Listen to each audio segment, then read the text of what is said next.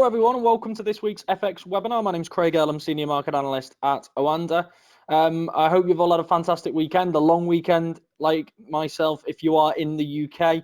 I think this week's going to be a little bit interesting. It's a funny week actually. For those of you who listen to the Market Insights podcast over the weekend, we are in for one of those weeks whereby the economic calendar is actually a little bit light. There are a few pieces of data, but nothing really knockout that I would say.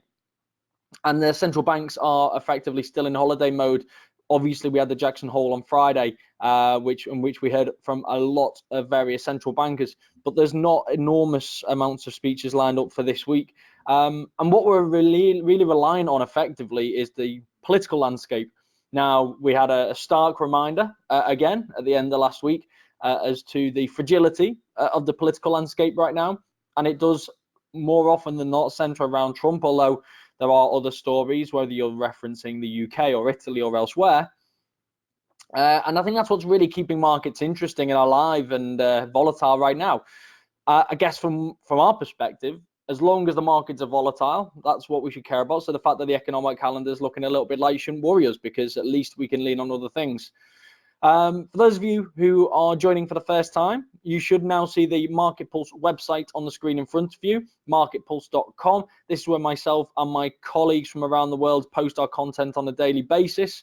And you should see plenty of content covering various instruments from various viewpoints as well. And it's also where you'll find the recording of this webinar later on today. It's also, again, where you find the podcast if you weren't aware of it. It's OANDA Market Insight. You can find it on all platforms, be it iTunes, on Android, on Spotify, etc., etc. But we do also post it on the website as well. I think you'll actually find last week's posted just here. So, as I say, you find all of our content, but you also find access to the economic calendar. This segment of the webinar should be quite quick for the simple reason that I've just told you, being that there just isn't that much on it.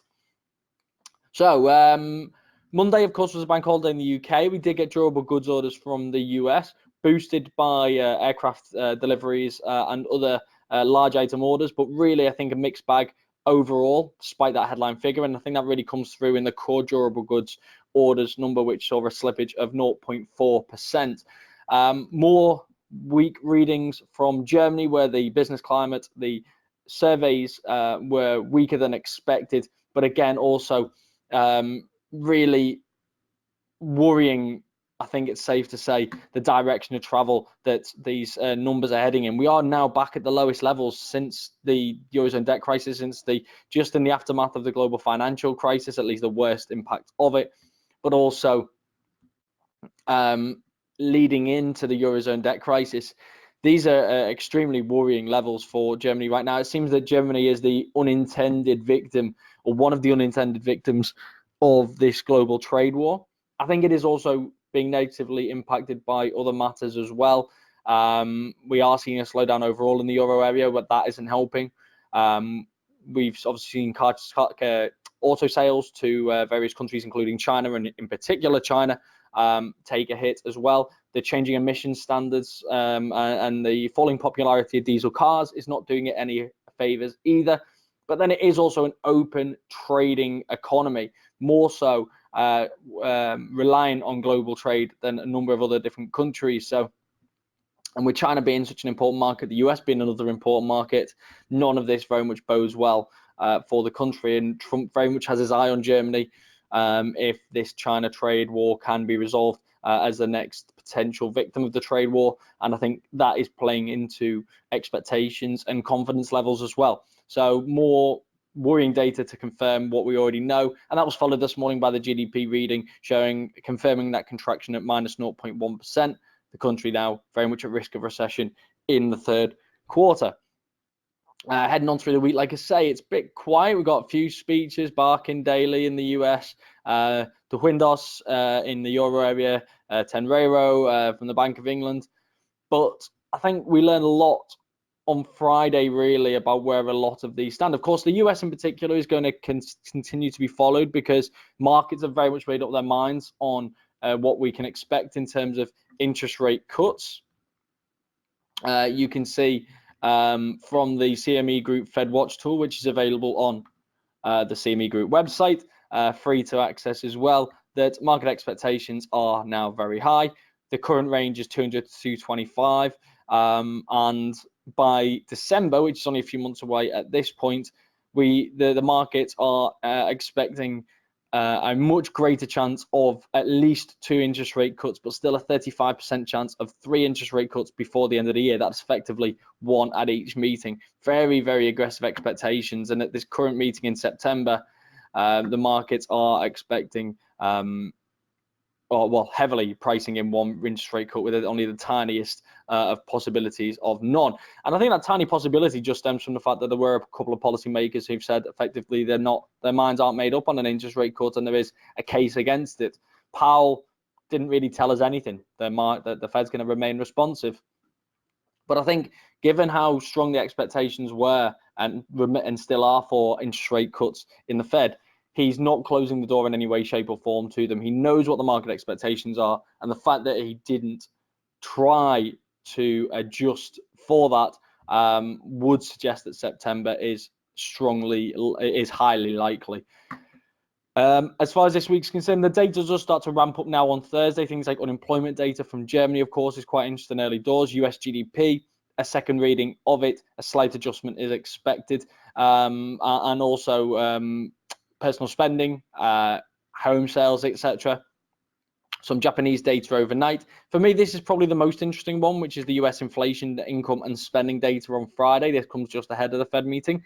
I don't think it's going to be highly influential, but if we did see a miss to the downside on that sense, then I think we would see the pressure ramp up on the Fed over the coming months to continue to cut interest rates, because not only is the economic outlook sketchy at best, inflation would also be heading lower, and that obviously is at least half of their mandate.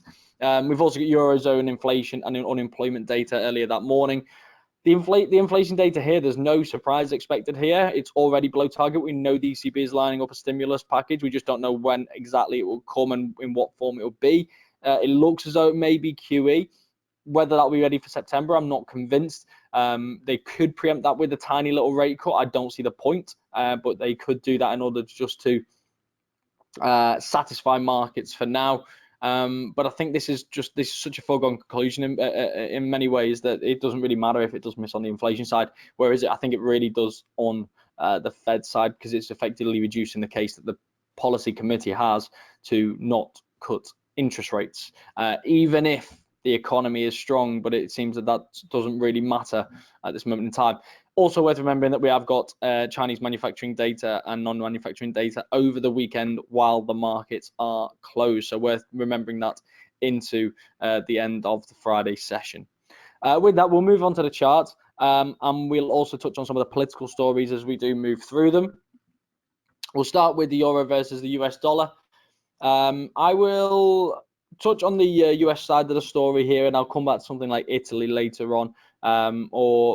Maybe we will touch on it soon. The important thing with the Italy situation is it's not having a massive bearing on the euro right now, and I think that's the most important thing. From a US perspective, though, as we can quite clearly see, at one stage it was quite clear that the trade war was having a positive effect on the US dollar. This idea that the US would be able to sustain more than China, the idea that the US had the staying power, the idea that the US, as the trade deficit country, had less to lose than its counterparts. Well, we're now getting to a point now where any escalation in the trade war is also seen as increasing the need for interest rate cuts from the Fed. That's becoming more probable. It's becoming more necessary. And therefore, when you see the trade war escalation like we saw on Friday, the dollar actually takes a bit of a hit. As you can see against the euro in this case, where we've sprung up to these kind of 111.50 levels.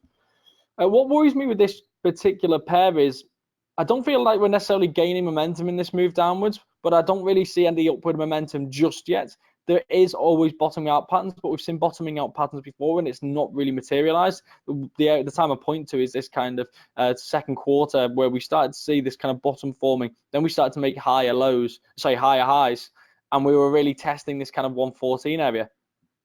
We then came back and made new lows around these kind of 110s, and we've hung around these levels now since.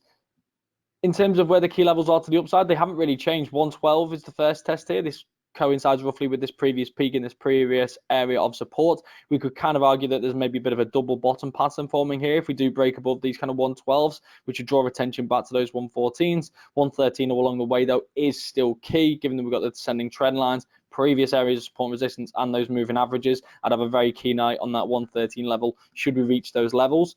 I'm just not entirely sure what drives it, because while the US dollar weakness could potentially be a driving factor, the US dollar has just had a tendency to remain strong no matter what. So yes, we get these little blips of weakness in the greenback, but ultimately with US Treasuries yielding the kind of levels that they are and far exceeding the yields that are on offer elsewhere, it seems that even when we do see periods of weakness for the US dollar, we do see people flock back in, and that's keeping the dollar strong right now. That relationship may change, and I think that's why it's worth one reason why it's worth keeping an eye on the charts. But I just think at this stage it feels very early to be anticipating this kind of strong bullish run, and I'm still a little bit. I still feel like this is kind of a consolidation move here rather than a broader than a shift or even a strongly bearish pattern, if I'm perfectly honest. Not one of my favorite charts at this moment in time. It could become that over the next couple of weeks if we do see breakouts like that 112, 113 and 114, but that may be a little bit hopeful. On the euro side, I think the German growth story is a problem, but it's also a problem for the entire euro area, which is one of the things which I really think is holding back the single currency. In terms of effective monetary policy, I question how much effectiveness the ECB can hold at this point, given that so much debt in the euro area is yielding negative returns. I haven't checked this morning, but I know over the last couple of weeks, the entire German 30-year yield curve has been in negative territory. So basically, people are paying Germany to borrow their money for 30 years, which is just incredible on many levels. But that's the situation that we currently have. So how effective can more QE be? I would argue you're reaching the limits of your effectiveness, and therefore more needs to be done, and more creativity needs to be adopted. Whether they have those tools at their disposal is another thing. That's why I think governments need to play a more active role in driving any recovery. There's been a lot of focus on Germany and a potential 50 billion euro stimulus package, but there's also been suggestions that they'll wait until they're actually in recession before announcing such measures rather than before. I think this is probably the wrong decision, but I'm sure there's people far cleverer than myself in the positions of power who make these decisions. So who am I to question? Looking at this, it's hard to look at a pound chart without talking about Brexit. So for those of you who are bored like myself, I apologize. But for those of you who are still interested, I will try and catch you up as well as I can. I think the simple explanation for this here is that there isn't really too much to catch up on. I'd say the only media and the narrative that we've had over the last week has been around Boris Johnson's meetings with Angela Merkel in Germany and Emmanuel Macron in France. He obviously met many world leaders at the G7 over the weekend, and there was plenty of positive commentary coming out of his conversations with Donald Trump around the prospect for a US-UK post-Brexit trade deal. Again, there's still a lot of skepticism around that, given the fact that they're talking about sectoral trade deals, whether they'd actually be legally plausible, whether they'd be any easier to negotiate, what accompanying agreements would be tagged onto them. And with that, I'm looking primarily towards the US's relationship currently with China in relation to Huawei, which is seen as being the front runner in the UK's move into 5G. Obviously, a target of the US administration. Would they want the UK's backing on this and threaten that relationship with between the UK and Huawei, and the UK and the Chinese? Also, Iran from a geopolitical standpoint as well. It's hard to know at this stage. I just don't think a US-UK trade deal is going to be as easy as they say. But again, if those in charge have the will, then we will very much see. I think that also depends on whether we see a no-deal Brexit or a deal Brexit or an extension Brexit or whatever. That will strongly affect the outcome of the US-UK trade deal as well. In terms of Boris's meetings with his fellow European counterparts, most notably Angela Merkel and Emmanuel Macron, there was a lot of positivity, more positivity perhaps on the Macron and Merkel side than people were expecting, especially the Macron side, who's been very much among the hardliners against the UK and the UK's decision to leave the European Union. And the ability of the UK to change the withdrawal agreement or change the backstop or throw away the backstop as the UK wants to do. There has been a situation over recent months where you've kind of seen this kind of good cop, bad cop maneuver, where Angela Merkel is more playing the good cop, but even not a great cop, but like the good cop of the two. Both of them seemed quite positive on their discussions that they had with Boris Johnson and the alternative arrangements. But then equally, I think we have to look into the political side of this as well and realize that Europe does not want to be seen to blame for no deal. So by being positive on alternatives to the backstop in terms of alternative arrangements, that doesn't mean that either side actually believes that these are feasible by October 31st. It doesn't mean that either side thinks that this technology exists or that it could be implemented, and therefore they still very much stand by the backstop. What they want to be seen is being flexible in the event that the UK actually comes up with an alternative, even if they don't believe that it will. So I do think there's an element of of Germany and France almost playing the game on this point, and it obviously benefits as well Boris for them to be more positive and open-minded about the prospect of an alternative agreement on this for two reasons. One, because in the near term, it means that he may get more backing in the UK, especially if he does want to have trigger an election. But also, for two, if this does go to pot and the UK leaves without a deal on the 31st of October, then he can very much squarely point the finger at the EU. And as we know with a lot of this, especially in populist politics, the blame game is almost more important than the actual process itself. It's who's to blame, and I think we've seen that used very effectively in many countries around the world over the last few years, and there's no reason to think that the UK will be any different. However, if we are looking at this chart right now, you could look at the way the pound has moved and say, yes, of course, the dollar has been a little bit softer, which has contributed to that. But I think there's been more optimism in the pound. I think it's probably more profit taking than it is outright optimism. People really jumping at the opportunity to almost close out some short positions since this has started to bottom out a little bit. What we have actually got though is this kind of inverse head and shoulders. So you can see the neckline here, calling it rough around the kind of 122s, maybe 121.80s in that kind of area. We've got the shoulder here around the kind of 120.80s, and we've got the head here around the kind of 120.20s.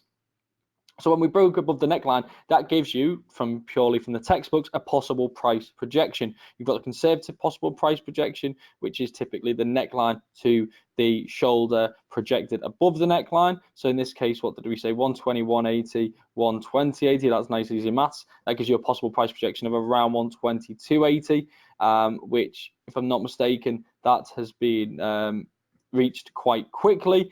And then you've got the more aggressive possible price projection, which is the 120.20 through to 121.80. So that gives you a possible price projection, again, roughly and possible, of around 123.40. So that would bring us up towards these kinds of levels, which is long-term support and resistance for this particular pair. Now, I want to stress something again. These are possible price projections. There's absolutely no guarantees when it comes to trading. This is just indicative measures from various textbooks. But also, what would be interesting about a move through the peaks which we've hit now around the kind of 123s is that it takes us out. And again, this is probably a rough indication. So you could even adjust this if you wanted slightly. to something more along these lines. But basically, if we go above these kind of 123.50s, if we move above into this area and even break through, then we're out of this longer term channel. This is a longer term channel. This is effectively a Boris channel. Since it became quite evident that Theresa May's deal wasn't getting through the Commons and that she was going to have to resign and that Boris would be her replacement, the pound has very much trended low. We've made some quite substantial losses. So if we break through these kinds of levels, then all of a sudden we're actually breaking this longer term trend. And I think that is quite significant here. That would suggest that the Boris bounce, but not the Boris bounce that maybe Boris would have liked, has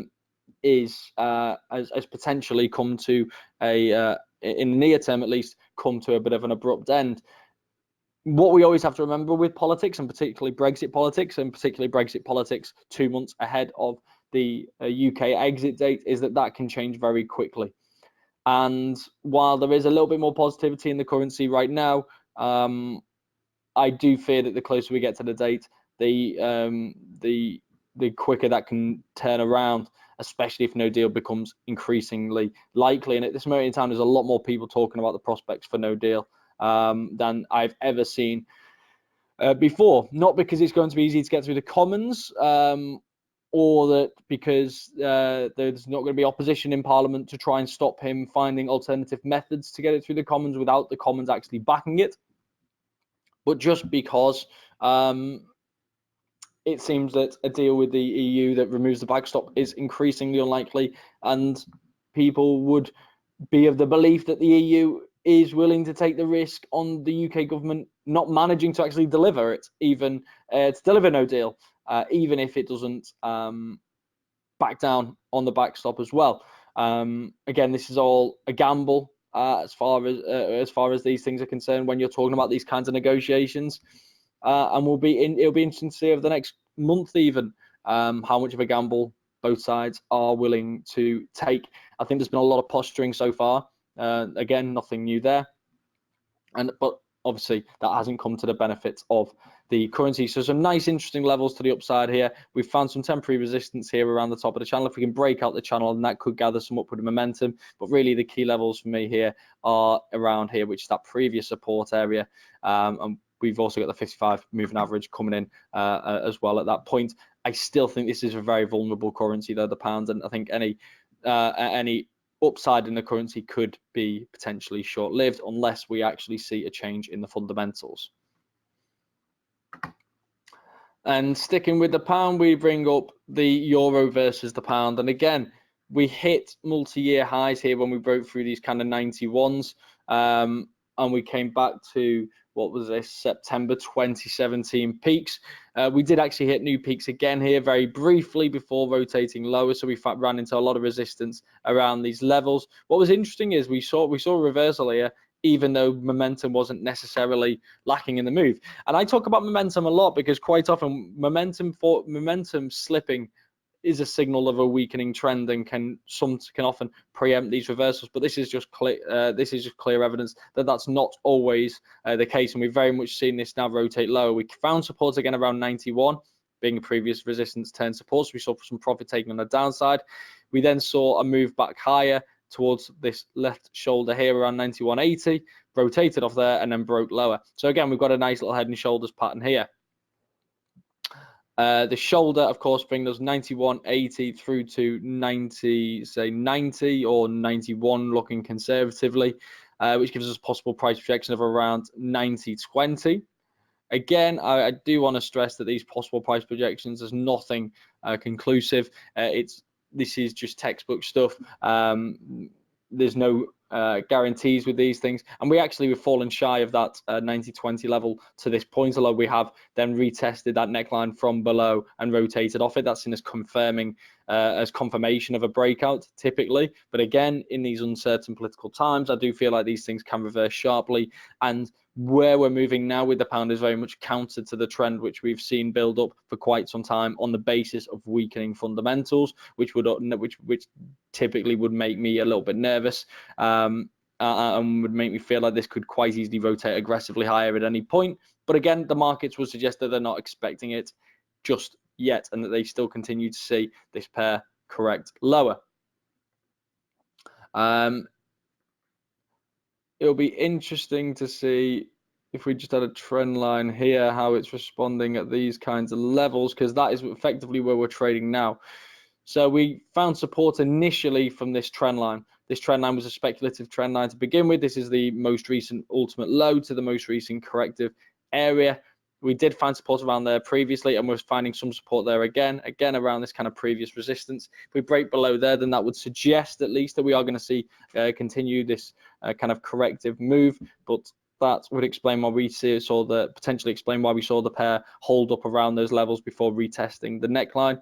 Again, I'm just not convinced about a strong move to the downside, because I think the political situation is unstable, and I think the fundamental and economic situation is very vulnerable. But these are the markets, and it's not where I think it's always worth paying attention to the charts, and the charts do look pretty healthy right now. So if we do see a break below there, then that would suggest that the markets at least do see a broader correction potentially being on the cards, in spite of the volatile political situation. The Aussie dollar is one of those pairs like the euro, which I've been wanting to see a move higher for some time. And at one point we had this tease back here when it looked as though we were potentially seeing a break high, because we were seeing some higher highs. We were seeing a break of that rising trend line, which again you could, I guess, effectively withdraw since to be probably a bit more of an accurate reflection of where we are. We looked like we were potentially going to test this moving average band. We didn't. We fell short. We then broke lower. We saw a series of interest rate cuts from the Reserve Bank of Australia. That obviously didn't help in terms of helping the currency break higher. And now we have stabilized between kind of 67 here and 68. And we've kind of sidetracked since then. You could argue that this is potentially a double bottom forming, which again, with the neckline here being around these kind of 68.20s, and the bottom being around these kind of 67s. But to be honest, this just looks like consolidation at this point to me, rather than anything more severe. And I'd be I wouldn't have any confidence that we are seeing a breakup of 68. Nothing above the fact that I would like to see it anyway.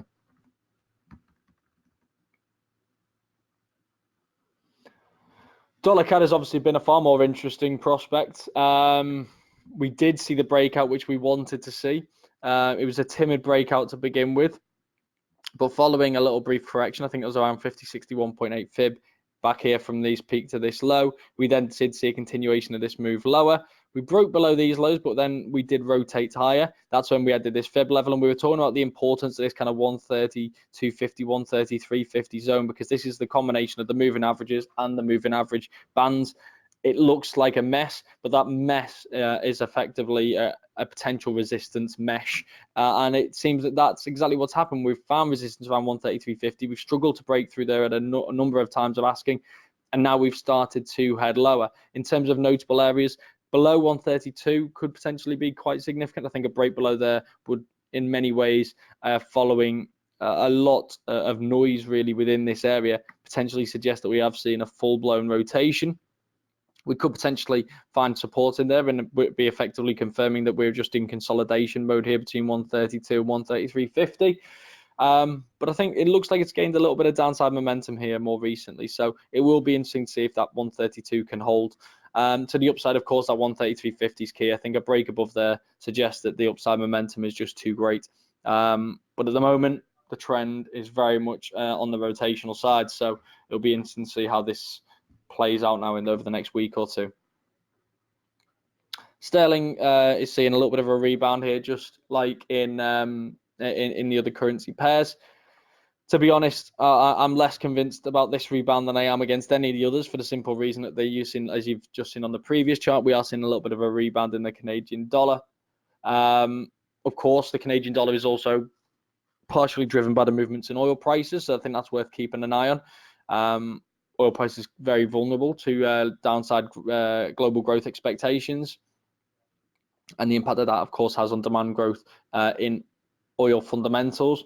But at this moment in time, this really does look like just a kind of rising flag formation from a purely technical standpoint, which again makes me a little bit nervous about the sustainability of any rally that we could see within this kind of chart. you just see this kind of, it's more of a consolidation move more so than anything, rather than anything more significant. So that doesn't mean that it can't continue this kind of consolidation, and it may well do just that.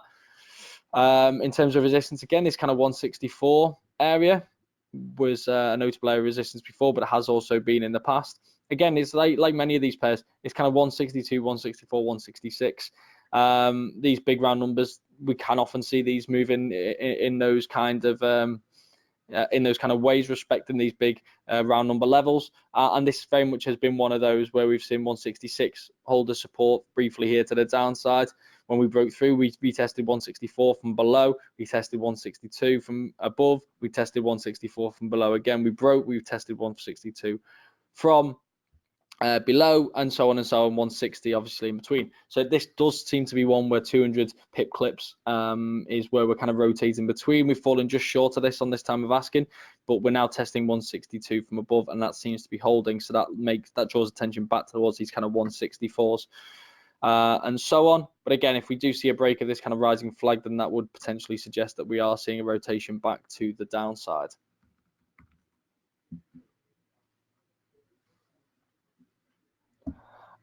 Kiwi dollar, very much in a similar manner to the Australian dollar, really. We've seen a lot of weakness in this, and that's primarily been driven by the fact that we have seen interest rate expectations being slashed from the Reserve Bank of New Zealand. We saw that surprise 50 basis point cut back here. I think it was on the 7th of August, which would make sense given the size of this nice big red candle. Of course, we had been expecting an interest rate cut, and those expectations had been building over some time. But the size of the cut did catch markets off guard. It was markets were expecting 25 basis points. It was actually 50 basis points. It came on the night that we saw the Bank of Thailand also surprisingly cut interest rates, and we also saw the Reserve Bank of India cut interest rates by more than we were expecting. I think that was 35 basis points rather than 25 basis points, and that really fed into this negativity into the currency, which has dragged it lower towards these kind of 63.50s. I don't think people are really expecting the end of this interest rate cutting cycle from the Reserve Bank of New Zealand, and the central bank itself is clearly far less reluctant than the US Federal Reserve Central Bank, which may be also feeding into this downward spiral that we are starting to see. It is possible, of course, that now that the currency has fallen down to much lower levels, that may satisfy the bank to an extent in order for the economy to absorb a bit of the economic shock, as well as the impact that will have on inflation. So we may start to see the language change, but for now there is clearly that little bit of pessimism. This level's holding for now, but I think if we do rotate back to the upside, then this kind of 64 level, 64.50 could be interesting again, as it was previously. It would be a notable level, but momentum is clearly not very much with the bulls in this case, although it is worth noting that now that we've approached the 63.50, the most recent lows have been made on much lower momentum, so this kind of bullish divergence would suggest that we are potentially prone for a bit of a correction. Any move through these kind of 62, 64, 20s would then draw attention from me towards these kind of late 64s towards the 65 really. Again, you can see here that this was a notable area of resistance. So if we do see a pullback, then that kind of 65 area I think would be very interesting as far as I'm concerned. And then beyond that, I think a lot will have to do with what the central bank says now following these interest rate cuts and the moves that we've actually seen in the currency since they were announced.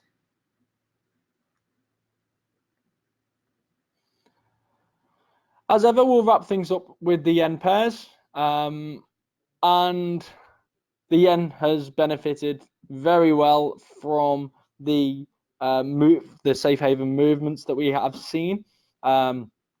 Safe to say the yen is still a safe haven currency, as it has been for quite some time, and therefore we have seen plenty of movement into it, especially during times of risk aversion.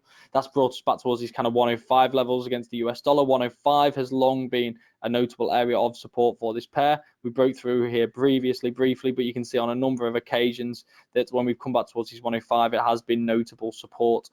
In this case, below here, I think this kind of 100 or kind of parity-ish level is really interesting, as is 102.